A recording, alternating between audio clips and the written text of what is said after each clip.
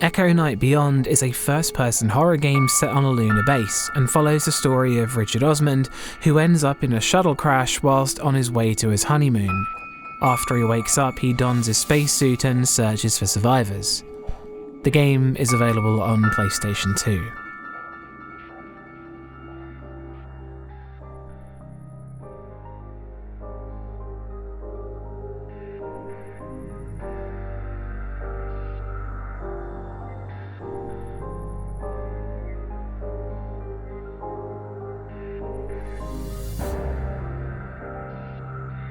Atmosphere.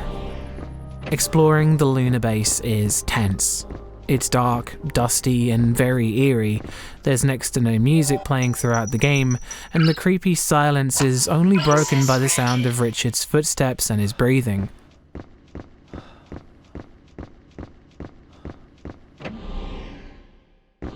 There's a lot of reverb in the cold, sterile environments too, which gives the place a sense of its size and how metallic it is. Whilst it's lonely in places, it's never lonely for long, since there are ghosts walking about the place who chatter to themselves.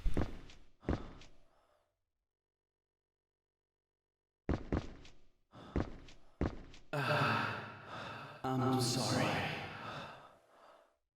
But she's still...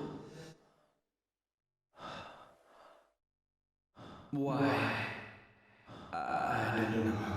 The spacesuit itself provides a real feeling of bulkiness when combined with the PlayStation 2 controls. It's slow, difficult to maneuver and navigate around things, but at the same time it feels shockingly fragile when going in and out of airlocks. In the vacuum of space, there's this feeling of being vulnerable, as there's only a thin bit of glass between you and certain death.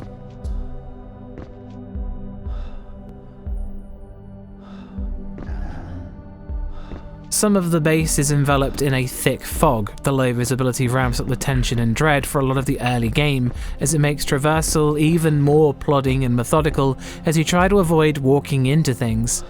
The game's flashlight runs on batteries, and some areas are next to impossible to get through without that searchlight, but the batteries for it are pretty much everywhere, which is a bit of a missed opportunity. I never ran out of any during my playtime, and maybe it's a resource that could have been managed better, otherwise it didn't really need to exist at all.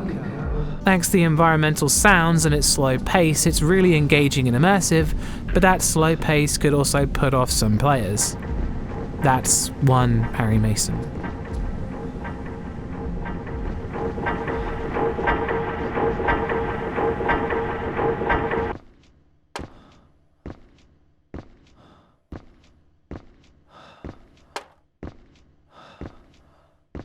Why?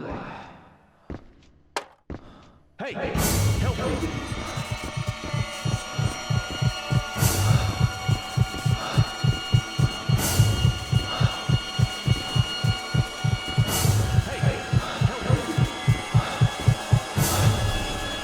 Scares.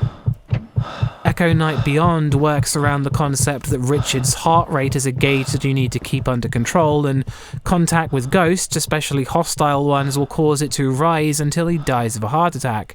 On top of his heart rate rising, his vision seems to dim as well, and combined with the clunky controls, it can be terrifying, because you can't always see what's frightening Richard, and it's hard to move away from it before you die because it's difficult to see where you're going. This can also be frustrating, again, depending on the player. The problem with this mechanic, though, is that the game often puts essential things and puzzles to progress in the same room as hostile ghosts, forcing you to try and find the item before your heart gives out, and it has the player deal with this far too often in my opinion, and the trial and error approach to some of these encounters also leads to a lot of tiring deaths. Besides the main mechanic, there's a few brief jump scares and a handful of creepy and inventive moments that are so unique and bewildering that they'll catch you by surprise, and can even be upsetting when they're actually explained. The heart rate monitor can also rise and lower on its own, with seemingly no ghost or entity to cause it, which is really disconcerting since it implies that there are things around you that you still can't see.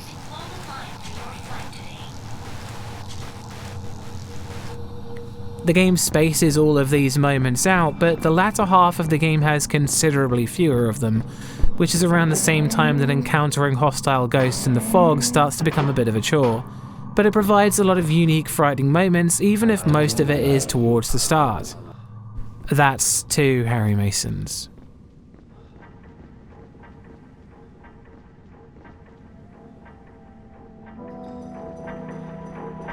Sound design. There's a music box rendition of Moonlight Sonata and some incidental strings during most of the cutscenes, but that's about it besides the various brief incidental pieces that come and go unremarkably. The sound effects are all really great, from the deep whirring sounds of the doors to the whooshing noises of the airlocks. The computer voices and the electronic sparks of broken machinery, it's all really nicely done and it enhances the immersion.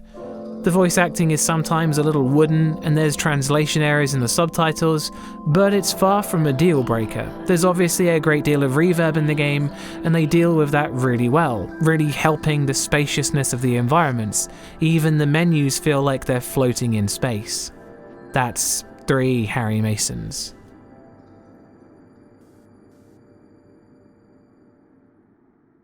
Gore. For the number of ghosts, it was surprising to see so few bodies. The ones that were there were a little creepy, but it could have been better to see how these people died, maybe to include a little bit of environmental storytelling. That's still 3 Harry Masons.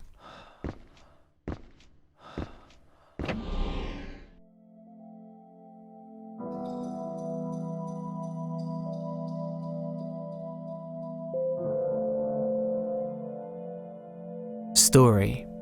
Richard Osman ends up in a shuttle crash on his way to his honeymoon, and searches the lunar base for his newlywed wife. However, a strange fog has filled the halls and turned the ghosts caught in it hostile, and Richard must ease the suffering of the spirits to progress.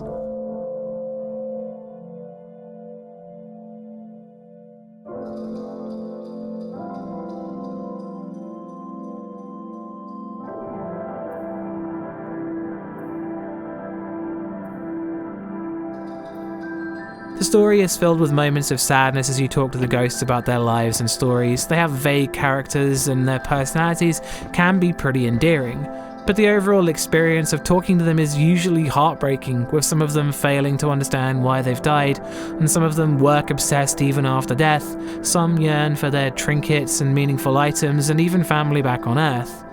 On the other hand, Richard's story seems a bit more predictable on the surface, but ends up being far more complex, diving deeper into the backstory of the facility, and the game's multiple endings really do go a long way to making the game feel either like a satisfying venture or a total waste of time. But it seems regardless of what ending you get, the game's feeling of sadness taints all of Richard's possible futures, making the final score 4 out of 5 Harry Masons. Whilst the first half of the game is uniquely frightening, the latter half focuses more on the story, which leads to everything making more sense. It's an interesting and atmospheric game, but sometimes it can be a little irritating when you're forced over and over to go through areas with hostile ghosts in to try and accomplish tasks. Again, I'd like to remind you the whole thing is down to my opinion of horror games, and if you don't share this opinion, then that's cool, I get it. I'd like to point out that whilst I saved all the ghosts, I didn't get devoured by the fog, and I advise you don't either. There will be more horror reviews in the pipeline, and thanks for watching. And always go check out Bumps in the Middle of the Night. Peace.